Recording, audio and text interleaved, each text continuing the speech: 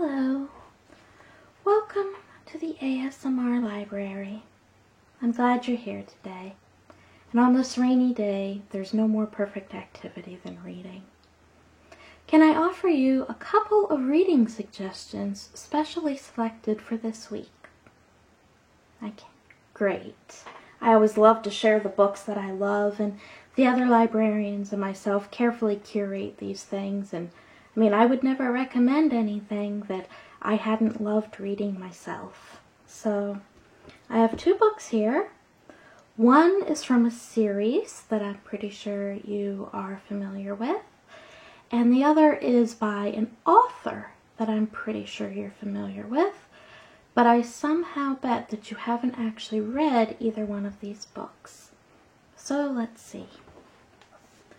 The first book is Land of the Buffalo Bones, The Diary of Mary Ann Elizabeth Rogers, an English girl in Minnesota, New Yeovil, Minnesota, 1873. This is from the Dear America series. Now, before you dismiss it as just child's reading, shallow, this is actually a particularly good book. And the reason is that the author, let me find her name, they don't print it on the front for the Dear America, Marion Dane Bower. The reason that this book is so vivid and so interesting is that this is based on a true story. Many of the diaries, while all of them are the result of careful historical research, most of the Dear America series are not based on real individual people. This one is. The author researched her own ancestry in New Yeovil, Minnesota. This was her family generations ago. So she went into the town, she went into the archives, she had all these materials to work with. And the result is that, first of all, you get writing by someone who is really invested in the characters. And that makes you really invested in the characters. I would really challenge you to read this book, whether you like children's lit or not, and not be very invested in the lives of these people. What I might add are the very difficult lives of these people. A lot went terribly wrong. People suffered, people died. The settling of the upper Midwest was very difficult. And our principal character, Mary Ann Elizabeth Rogers, was in England, starts in England, and her father, a minister, decided to lead his flock in a community to settle a town in Minnesota. And when they arrive, things are not as they expected. They go through everything from horrible freezes, hunger, just everything you can imagine, even a locust plague.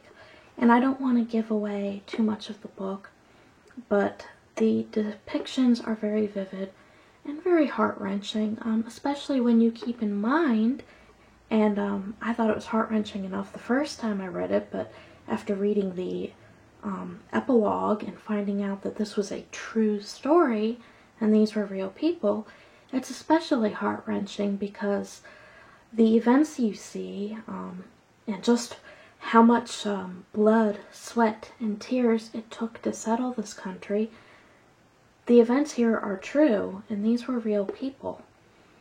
And it's just a really vivid read, and I would recommend, even if Dear America is not something you would normally touch with a 10-foot pole, that you give Land of the Buffalo Bones a try. Now, my second book is by an author that I'm sure you've heard of. She is a wonderful author. She also writes historical fiction. I guess you could say historical fiction is kind of the theme for today. This is Philippa Gregory's novel, The Boleyn Inheritance. And this is, to my mind, the best book she's ever written. It's often overlooked because of, well, it even says on the front, from the best-selling author of The Other Boleyn Girl and The Constant Princess. But this book is fascinating because you have Philippa Gregory's usual wonderful writing and meticulous research, but it captures the lives of 3 characters. And the 3 characters that she writes about in this book are 3 that are often either poorly represented in most texts or not represented at all. So the first she covers is Anne of Cleves. Now, if you know anything about King Henry VIII, if you're a history buff, you know that she was his 4th wife, that the marriage was very short-lived, and she was rumored to be unattractive, ugly, stupid. But what this book reveals, with some careful research and a more generous look into the life and history of Anne of Cleves, is that you learn that this probably wasn't true, and that politics and Henry's vanity and temper likely had more to do with Anne of Cleves' downfall as queen than any actual fault of Anne's. And you also learn what happens to Anne of Cleves, and that of his 6 wives, on some level she may have been the luckiest. So you get to follow the trajectory of her rise and what some might call a fall, but some wouldn't, and it's fascinating. At the same time, it tells the story of Catherine Howard.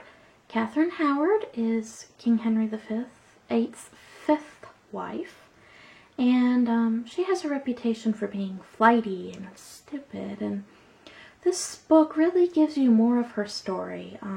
She was a very young girl. Some research indicates she may have been as young as 14 when King Henry VIII pursued her. Certainly she wasn't much older than 16. She came from a very noble family, but her own branch was impoverished. And while she may not have been a bright girl, her character was much more complicated than many novels or historical texts want to talk about, and her situation was very difficult. I mean, she was put in an unimaginable position for a young girl. So it really attracts that story, and it's interesting too because there's a lot of court intrigue, so don't think that this is just, you know, just a almost novelistic telling of a play-by-play of events.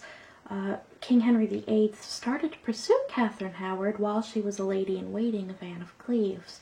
So there's all the sort of court intrigue that you would expect from a Philippa Gregory novel, and that's so easy to find in any even vaguely accurate story of the court of King Henry VIII. The 3rd character this chronicles is Jane Rochford. Now, if you know your history, and or maybe you've read The Other Boleyn Girl, you know that Jane Rochford was the wife of George Boleyn, Anne Boleyn's brother, and her testimony about George and Anne helped King Henry VIII justify executing both of them. And this explores her psychology, her story, and follows many intrigues as she continues to work for the family to bring about the downfall of several people, and it shows you how she ends. Where does she end up at all of this? She was a very central figure to so many events, and is so often ignored. And this is just a really fascinating book. Philippa Gregory weaves the 3 tales of these women all together very well, very seamlessly. And you really get to know all of them, and it gives you a perspective on history that you likely didn't have before. I know I learned a lot.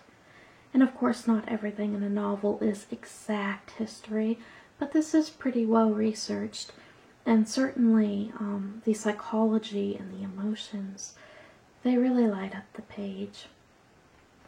So, these are my recommendations for the week. Would you be interested in checking either of these books out? You would. Both. Wonderful. I really think you're going to love them. And if you don't, hey, it's the library. You can always bring them right back. And please let me know what you thought. I'd love to hear feedback about who I maybe should suggest these books to in the future. And when someone loves a book that I love, it just makes me so happy. Well, thank you for visiting the ASMR library. I hope you've enjoyed yourself, and I'll check out these books for you. Thank you.